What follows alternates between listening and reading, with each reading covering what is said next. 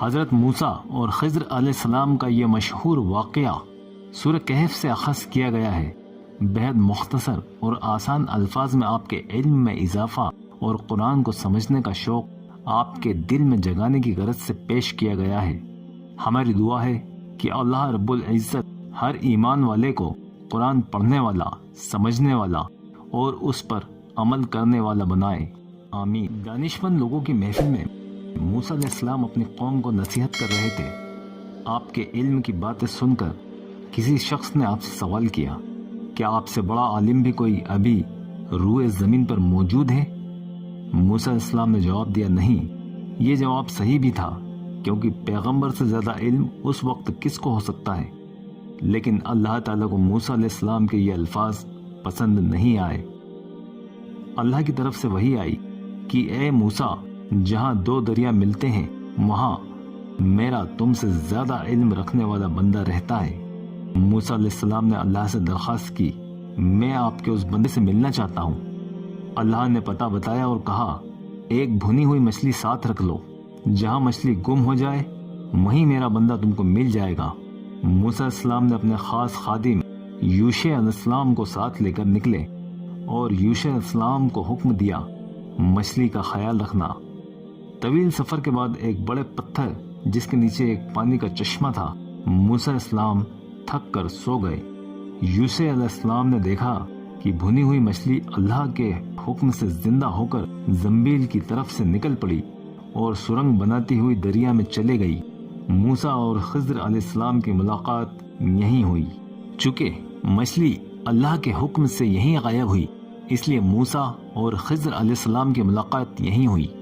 حضرت خضر نے موسیٰ علیہ السلام سے آنے کا سبب پوچھا۔ آپ نے سارا قصہ بتایا۔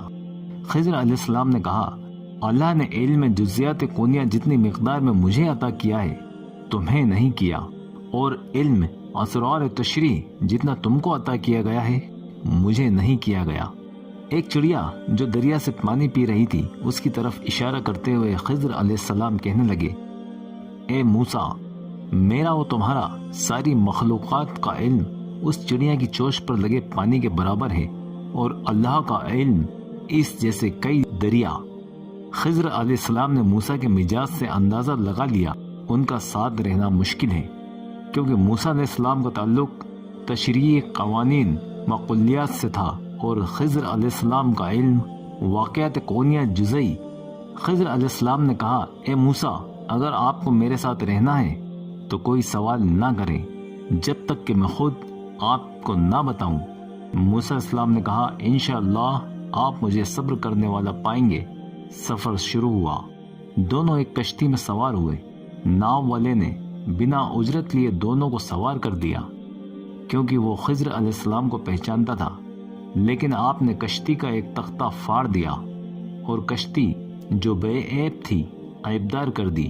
موسیٰ علیہ السلام نے کہا، ہمیں ناؤ والے نے بنا اجرت لیے سوار کیا اور آپ نے کشتی عیبدار کر دی۔ خضر علیہ السلام بولے، میں نے آپ کو کہا تھا آپ کسی بات کا سوال نہیں کریں گے، یہ پہلی بھول تھی اس لیے معاف کر دیا، اگلی بار دھیان رکھنا۔ سفر کے لیے آگے بڑھے۔ ایک گاؤں میں بچے کھیل رہے تھے۔ ان میں سے ایک بچہ جو بڑا خوبصورت اور سیانہ تھا، اس کو خضر علیہ السلام نے قتل کر دیا۔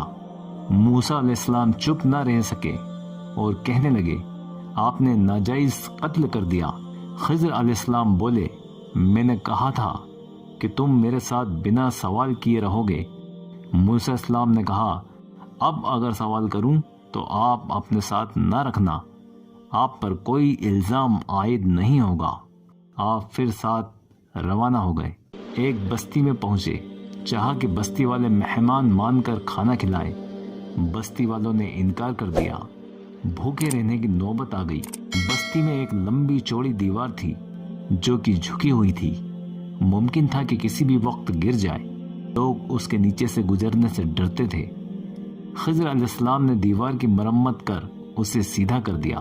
اب موسیٰ علیہ السلام سے صبر نہ ہوا۔ وہ بولے، بستی والوں نے ہمیں مہمان بنانے سے انکار کر دیا، ہمیں کھانا نہیں دیا۔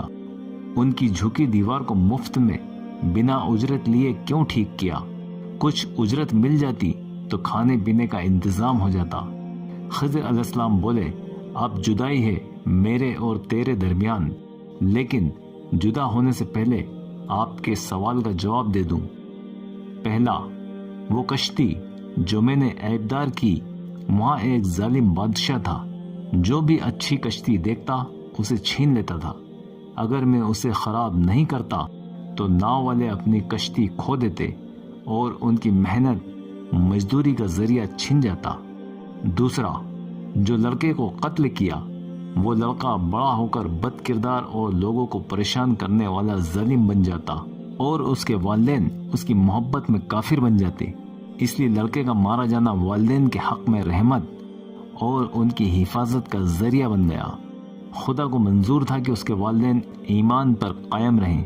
خدا کی وحی پا کر اللہ کے حکم سے خضر علیہ السلام نے لڑکے کو قتل کیا تھا۔ والدین کو اولاد کا غم نہ رہے، اس لیے ان کو ایک بیٹی سے نوازا گیا اور آگے چل کر اسی بیٹی سے ایک نبی پیدا ہوئے۔ اور آپ کے تیسرے سوال کا جواب یہ ہے کہ جو دیوار جھکی ہوئی تھی اس کے نیچے یتیم بچوں کا مال گڑھا ہوا تھا۔ اگر دیوار گر جاتی تو گڑھا ہوا خزانہ ظاہر ہو جاتا اور بدنیت لالچی لوگ اس خزانے کو لوٹ لیتے۔ اللہ کے حکم سے میں نے دیوار کو سیدھی کر دی کہ بچے جوان ہو کر باپ کا خزانہ حاصل کر لیں۔ اے موسیٰ، میں نے آپ کو پہلے ہی کہا تھا آپ میرے ساتھ نہیں رہ سکتے۔ اور اس طرح موسیٰ علیہ السلام اور خضر علیہ السلام جدا ہو گئے۔ اس واقعے سے ہمیں سبق حاصل ہوتا ہے کہ اللہ کو گھمنڈ، تکبر تو دور، خود کو زیادہ عقل مند، خوبصورت، ہنرمند، طاقتور اور دولت مند سمجھنے کا گمان کرنا بھی پسند نہیں۔